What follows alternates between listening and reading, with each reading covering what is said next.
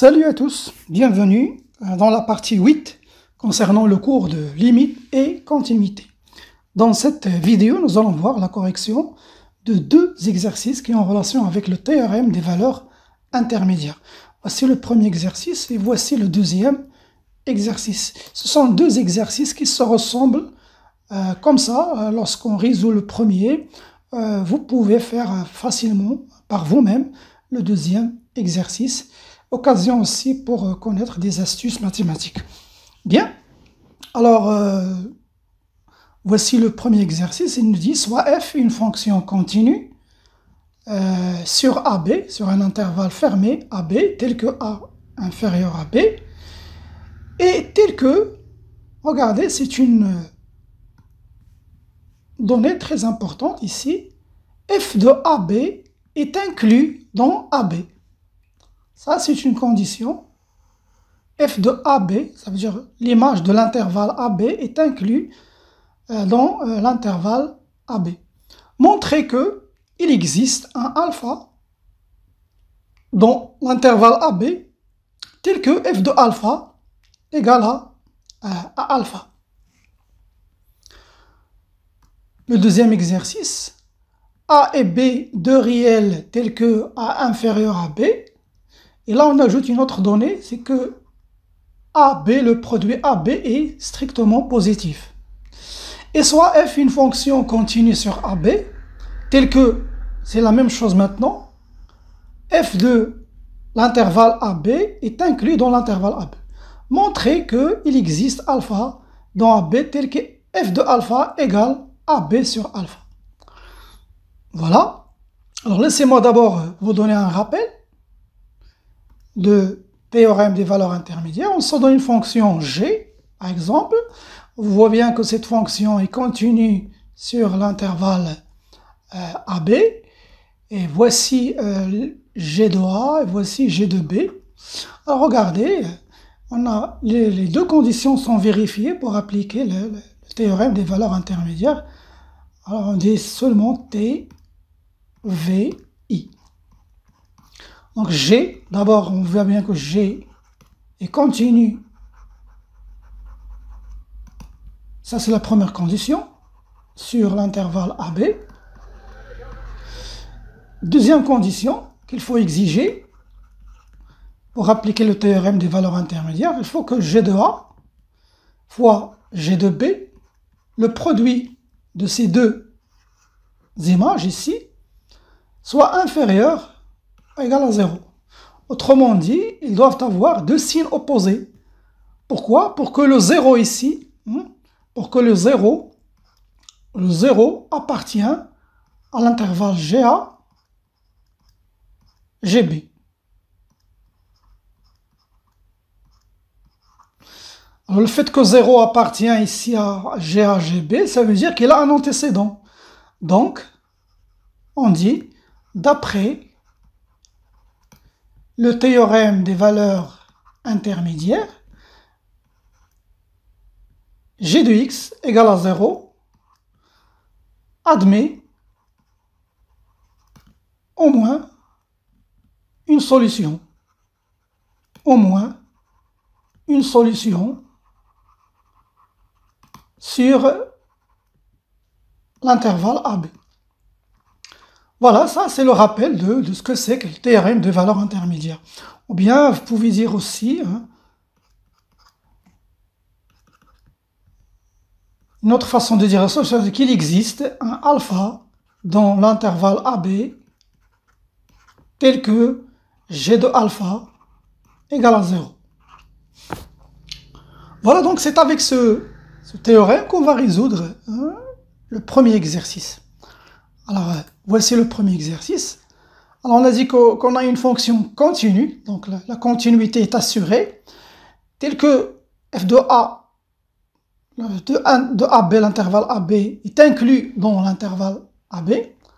Alors, il faut montrer que f de alpha, qu'il existe un alpha dans AB, tel que f de alpha égale alpha. Regardons.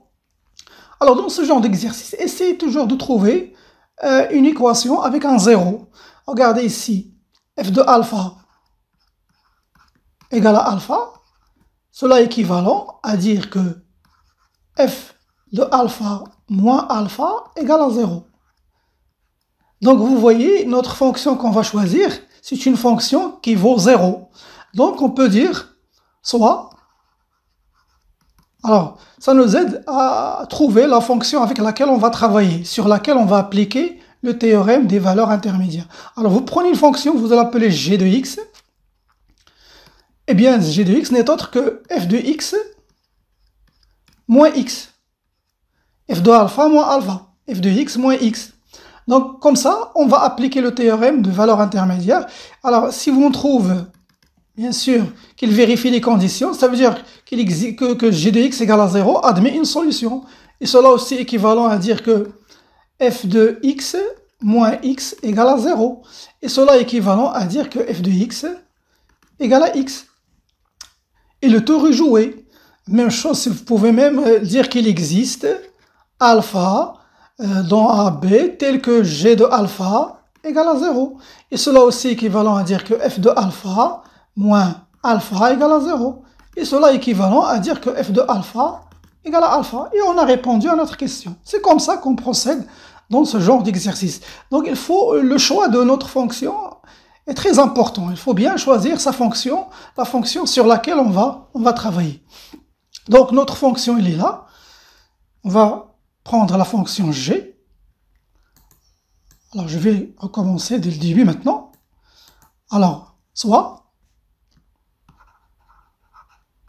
g de x qui est égal à f de x moins x. Première condition est vérifiée, c'est que g est continu sur l'intervalle AB comme étant une somme de deux fonctions continues, parce que f est continu, et la fonction qui, à chaque x associe x, associe moins x, est une fonction continue. Donc g est continu sur AB. La deuxième condition, on va calculer g de A fois g de B, et on va voir s'ils sont négatifs ou positifs. Donc, normalement, ils doivent être négatifs. Ce produit doit être négatif pour qu'on puisse appliquer le théorème des valeurs intermédiaires. Reste à savoir ça. Cette donnée, elle est très importante. Le fait de dire que f de l'intervalle AB est inclus dans l'intervalle AB,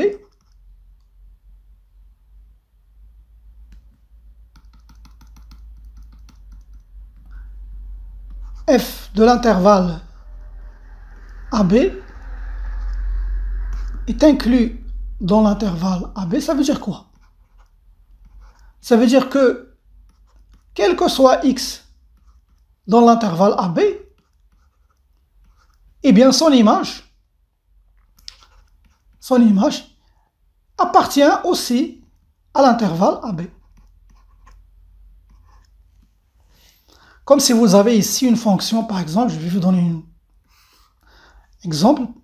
Prenons une fonction comme ça, dire par exemple que 1 ici est bien, on va prendre 2. L'image de 2 c'est 1, ou bien l'image de 2 c'est 3.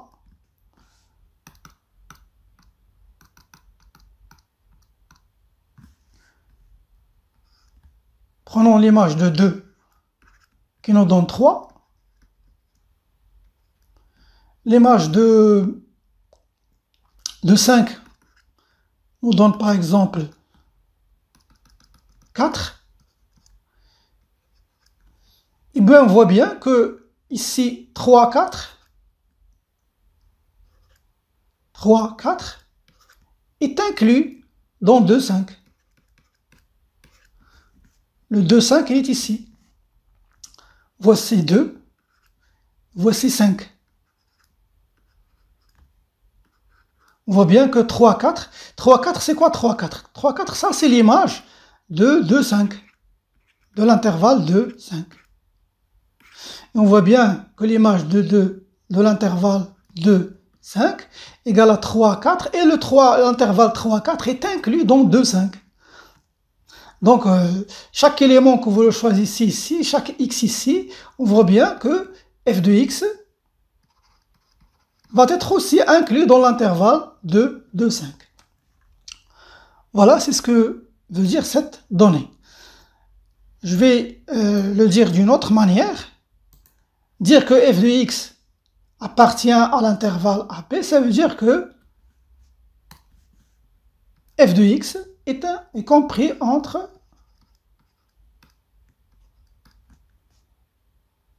A et B. Bien sûr, pour tout x dans AB. Et cela aussi valable pour A. A, elle appartient à B, ça veut dire aussi, on peut écrire que f de A est compris entre A et B. Et même chose pour B, ça veut dire f de B est aussi compris entre A et B. Voilà, ces deux informations vont nous être très utiles. Regardez, si je calcule G de A fois G de B égale, alors c'est quoi G de A? C'est f de A moins A fois f de B moins B. Et regardez ici, f de A, il est supérieur à A. Ça veut dire que cette quantité-là est positive.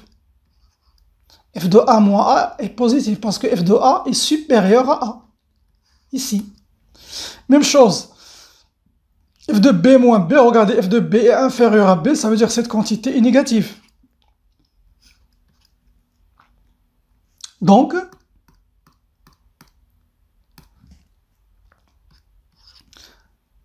GA fois GB est inférieur ou égal à 0.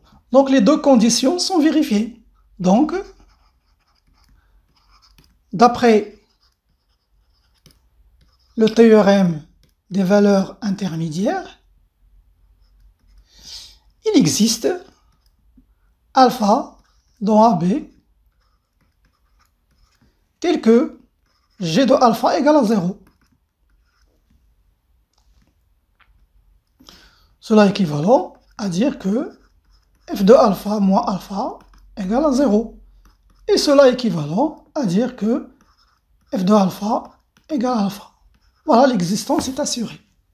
Eh bien, mes chers amis, vous allez faire la même chose avec ce deuxième exercice.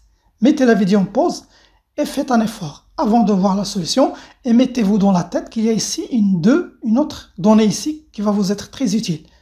Alors, essayez d'exploiter le fait que AB est strictement supérieur ou égal, strictement positif. Hein.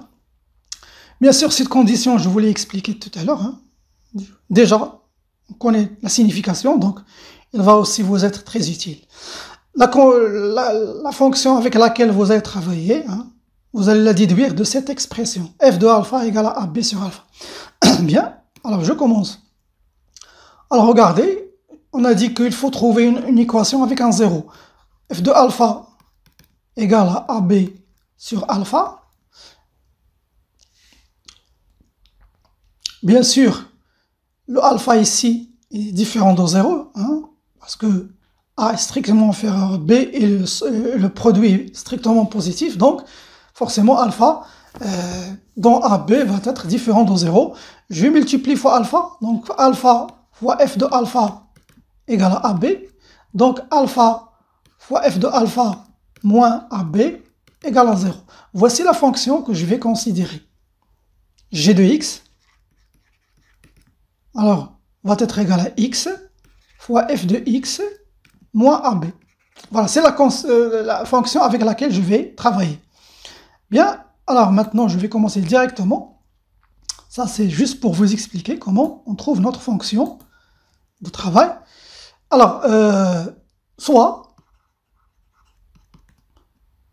g de x est égal à x fois f de x moins AB. Première condition, c'est que G est continu.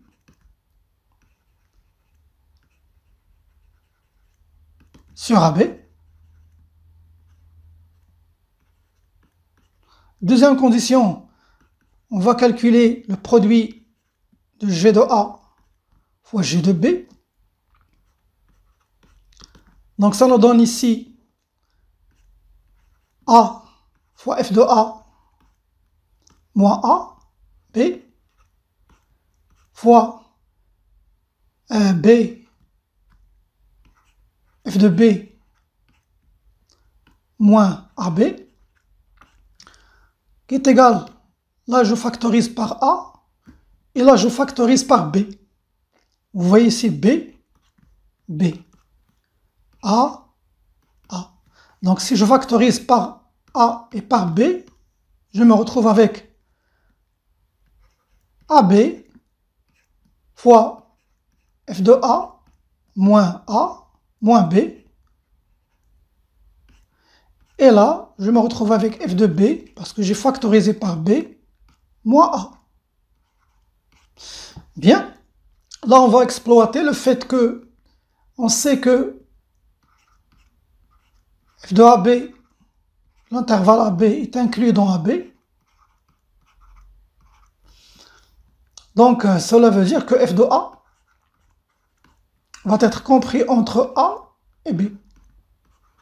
Et même chose, f de B est inclus entre A et compris entre A et B.